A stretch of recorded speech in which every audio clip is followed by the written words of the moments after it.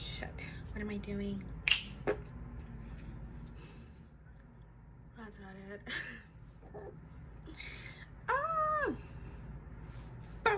Okay, let me scoot back a little bit. Hello everybody, welcome back to my channel. I know I haven't posted anything in months, but there was a very good explanation for that, and that is called depression. Called depression, and did kick my ass. But I suddenly got the urge to want to record and do this again. So, welcome back. I am going to just do like a simple get ready with me look, and just like a life update if anybody cares on what's been going on the past few months, and I'll go from there. So don't forget to like, share, and subscribe, and yeah, comment down below and see and let me know what kind of videos you would like to see. And please I would very much appreciate it if you guys could please share my channel. I want this to just grow even more. All right, let's get started. FYI, if I look this way, it's because I actually have a mirror right here, so keep that in mind. Okay, so the first thing I like to start out is just by prepping my skin with primer or moisturizer, whichever's best, just depending on your skin type. So I think last time I posted a video on this channel, last time I posted something in this channel was like 2 months ago or so. I can't remember, but it's been a minute. So yeah, I don't know, it's been a minute. Okay, I like to start with my eyebrows. I've been really into like more of a natural looking eyebrow lately. I just think it looks really pretty, and that seems to be the trend, so we're gonna stick with the trend. Okay. I ran out of eyebrow pencil, so I'm just gonna go in here with powder, and with powder it always just happens to look a lot more natural, so we are going to do that. I just fill it in from whatever I already have. I'm just kind of filling in the gaps because I do have pretty good amount of like eyebrow, so try not to fill them in like crazy.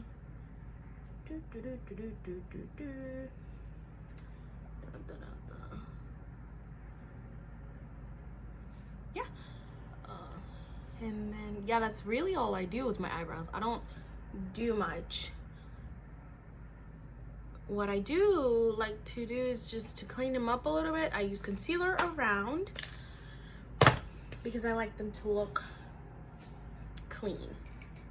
So I'm just going to take this kind of flat, like tapered brush and any concealer.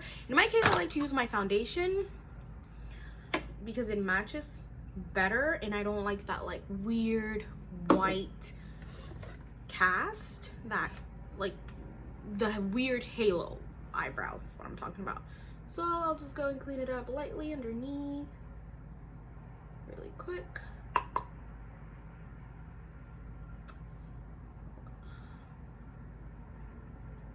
So how's everybody been doing with this pandemic? I can tell you that I myself have. It's been a lot. Lots of things have happened, and it just kind of left me a little bit depressed and sad. But I am getting out of it slowly, just trying to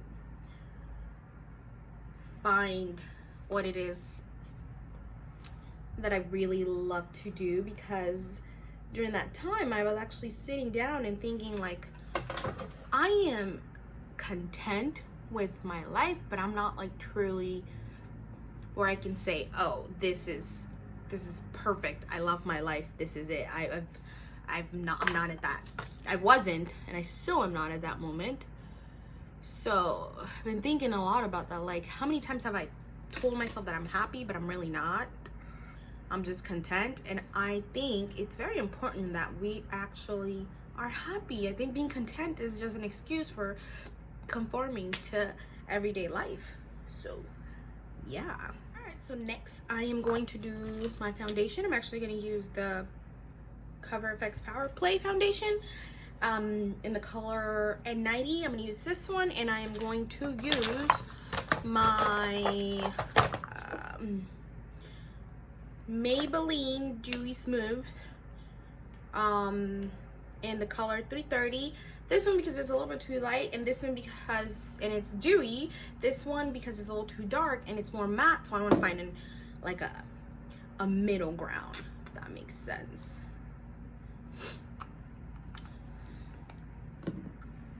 So yeah, I've pretty much been kind of cooped up at home these past few months, more or less just feeling really sorry for myself. I am, you know, I'm not afraid to admit that I've sort of put myself in a situation where I'm like, I just made myself feel sorry for myself. And it was, and it still is, a really weird kind of place to be in. But I'm slowly getting out of it. I know a lot of people had a lot going on, especially these last few months. It's been very crazy. It's been a lot.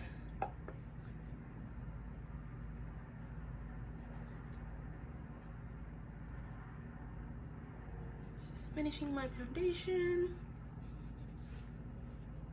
And this is kind of what I do for like an everyday kind of look. Might look a little lighter, but I will fix that with, oh, change the lighting a little bit. I like this one. I'll fix that with bronzer and contour.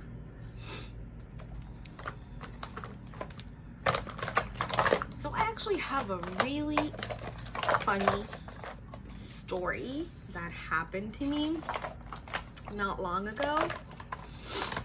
And you guys are gonna be like, what? So, from my previous job, I was working in a pretty, like, a big tall building. It was pretty big. I got stuck in the elevator for 3 hours. Now, I'm not gonna tell you that was one of the reasons I decided to leave the job, but it was a big one. Those elevators were funky. I am telling you, they were funky. They just, oh, they were about to mess up. But yeah, I got stuck in an elevator.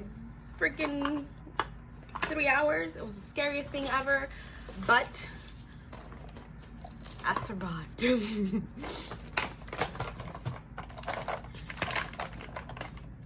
Yeah, so that job was actually the one I had before like big massive layoffs were being done. So when I came back, when they asked me to come back, obviously it was a couple of months and I really needed to, like, kind of needed a job and wanted back into working. So I went back to work, you know, super excited. Where did I get that from? I don't know. Super excited. Just because I really love the work environment and everybody there. Now, before I got laid off, they done like a 20% cut on everybody's paycheck, which, you know, pandemic, understandable, this needs to happen. So before I was let go, I never got to experience the 20% pay cut. I didn't know. And I guess this is somewhat partly my fault, because when I was brought back, oh, that's too late. I should have asked, like, hey, what is going on? What is the new pay like, what will I be making? I should have asked that. But, you know, me being super excited to go back to work, to finally being at the house, and like things were finally going back to normal, I didn't ask. And this goes out to a lot of people who are still like either furloughed or still haven't had like found a job. I know it's still hard. Please ask. Like, I know there's this taboo of not asking, like, if that's bad to ask how much you're gonna get paid. No, you need to ask. I think that is so stupid. People need to ask so they can know whether they can take a job, whether they can afford to be there, or whether they just need to go ahead and look for another job. But anyways, I didn't ask. I went back to work, diddly daddly, doodle doodle doo, right? So I get told I will be paid that first paycheck that they're, you know, that we're doing. So it was like, I believe it was like a 15th. I came back 2 weeks before paycheck, so that way I could be on payroll. I was like, great. So me thinking that, I was like, okay, well, let me cancel my last unemployment check because I'm already getting paid and I don't need it. Big mistake. Putting a little setting powder where I highlight. So I wake up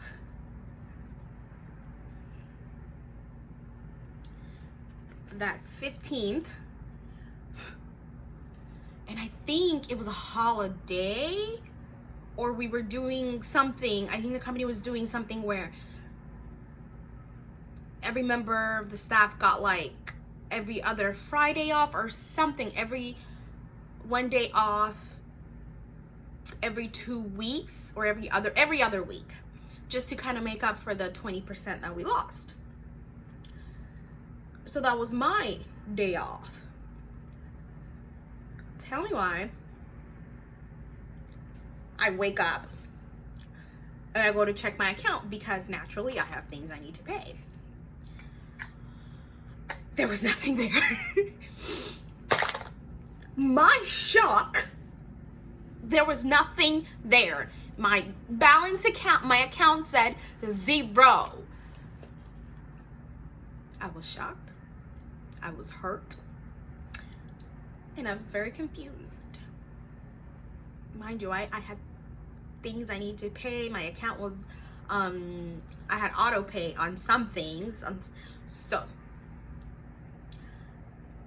I think this is where, besides this, I think this was the breaking point for me to know that I needed to leave, that this was not going to work, me coming back. It was one of the major reasons that I was not coming back. That coming back was kind of a big mistake. It was like the early signs, one of the first early signs that coming back was not, it was going to be bad. So I pull up my email because I still have access to my, did I do it through my email? No, I did it through, no, I text my manager and I was like, hey, I didn't get paid today. What's that about? And she's like, you know, obviously she's very concerned. She's like, okay, well, let me try to figure out what's going on, blah, blah, blah. And I was like, thank you. Yeah, you know, I really appreciate it. You know, thank you. So wait a couple of minutes. Did I text her or did I email her? No, I think I emailed her. Yeah, I did email her just because I wanted it. I remember thinking, no, I want there to be like a file, like evidence that I texted, that I asked. So I was like, hey, I didn't get paid. She's like, oh no, let me go check it out. Let me go talk to somebody, blah, blah, blah. So come back later. Oh God, whatever. At some point after that, she emails HR and says, hey, so-and-so didn't get paid. What's going on? To which they proceed to write back, oh, we're sorry. Looks like there was just a mistake with accounting. Looks like there's a mistake with accounting. So you didn't get processed for payment. Sorry. Sorry. That was it. When I read that email that just said, oops, sorry, our mistake, we will send you out a check. It should arrive within the next 5 days. Excuse me?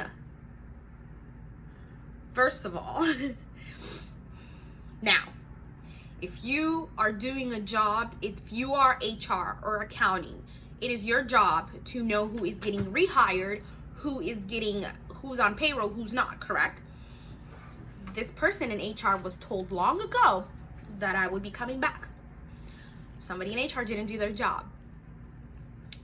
So for them to tell me, whoops, sorry, in an email, whoops, sorry, in an email, that was not okay. That didn't sit right with my spirit. It didn't sit right with my soul. So what I did is I emailed all of that back to my other email, my private email. And then I swiftly I did the most cordial dragging ever. That it woke them up. You know, I was like, it woke them up, basically. And my money it wasn't deposited, it was Venmo'd to me. You would think that a very prestigious company wouldn't have those type of errors. But yeah, I mean, I was Venmo'd my money. So, when I was Venmo'd my check, the second wave of surprise hit me at the amount. I'm gonna lay it down for you guys just so you know I'm not being dramatic. So on top of picking up multiple lines, 8 lines or more, sometimes ringing all at the same time, having multiple customers, clients ask you to do multiple things that needed to be done within that day, on top of constantly serving people coffee, tea, or whatever it is that they needed, making calls for clients. Basically, we're never not doing anything. There is always something for us to do.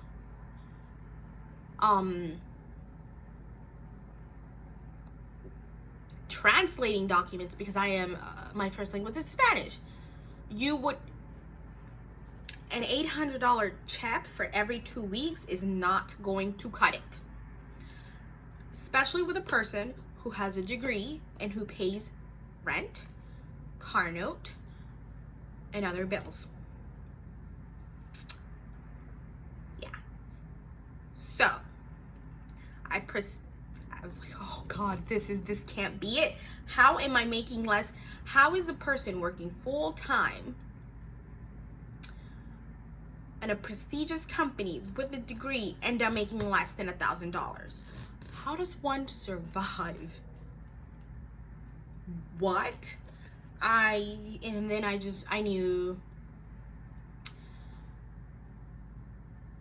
knew I wasn't going to be able to do anything with that. But me being me, I stayed on for a few other months, just thinking to myself, because obviously I did feel extremely lucky to have a job, for them to have even considered bringing me back. And this is when I found out that they weren't going to bring me back. The only reason I was brought back was because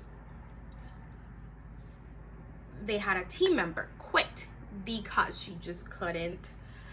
And that is a whole nother story for another time. Another team member quit because she was the BS. So yeah, so much for we're so happy to have you back. Anyways.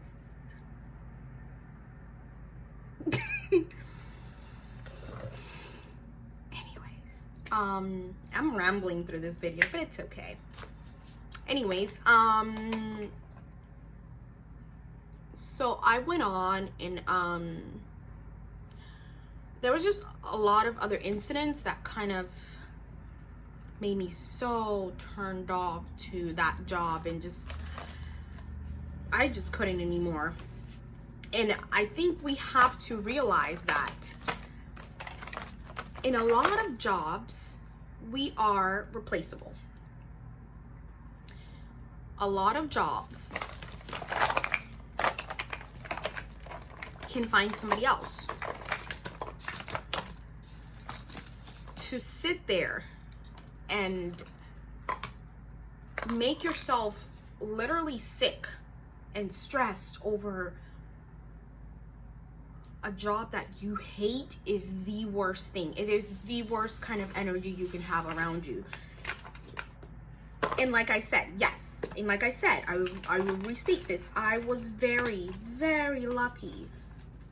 And I felt very lucky, and I was very grateful to be called back, to have had a job in the first place. I was very grateful. But I think us as people, we have to come to a point where we have to ask ourselves, like, Jesus, do I need to sit here and die for this job? Like, are they going to care that I am literally making myself sick, like, with stress?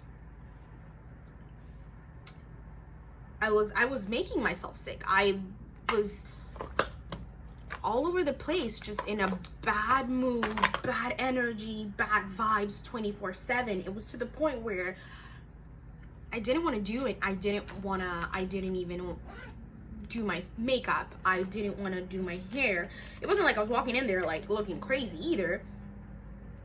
Obviously, no. But I wasn't trying my best when it came to my, like, appearance. Not that I was looking shabby. I will not look shabby. I look very put together. I was still, like, doing what I had to do in regards to my job. I will never let my duties, what I had to do, I took care of them.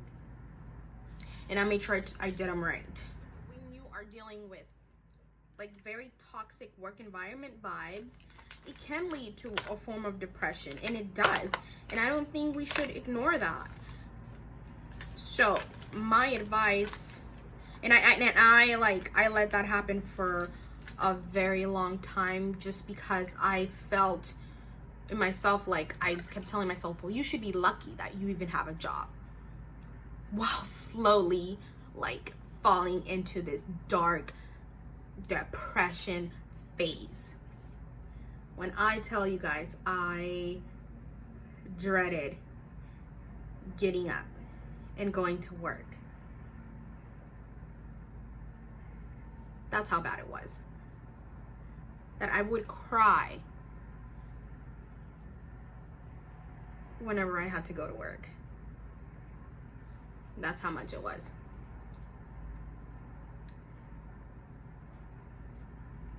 So it took me a while to start looking, but I finally started looking for a job. And obviously going through a whole pandemic, impossible, because a lot of jobs just were not hiring, or were not paying what the job actually deserved to be paid. So it was hard. And I think definitely for me that it took me so long to want to look for another job was because I was very comfortable. I already knew everything that I needed to know about the job. I knew everything that I needed to do. So it wasn't me trying to, like, relearn something. I was doing something that I had already done before, so I knew how the process worked, and it's very tedious trying to learn something all over again. It was annoying. It's annoying. So yeah, I finally started looking, and I got out. And let me tell you, the day I put in my 2 weeks notice was the happiest day of my life. I cannot tell you how happy I was when I put in my 2 weeks notice. Your girl wanted to cry of pure joy and happiness. I was like, I am done. I am gonna let another chump take this place and do this.